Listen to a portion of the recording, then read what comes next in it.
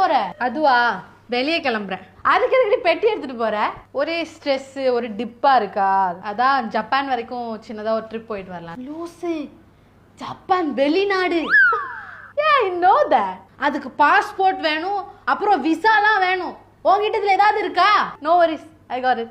அது காசு. See you. பா, ஃப்ரெண்டு ஜப்பான் போறாளாம்பா, தனியா.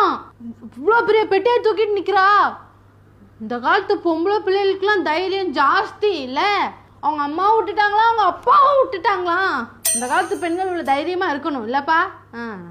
அதான் நானும் இந்த வயசுல இருக்க என்னைக்காவது உங்ககிட்ட வந்து கேட்டிருப்பேனா இப்படி டூர் போகணுன்னு? அறிவு கெட்டவா.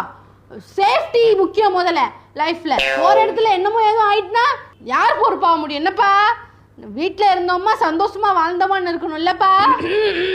இந்த ஜென்மத்துல வெளியே அனுப்ப மாட்டாங்க.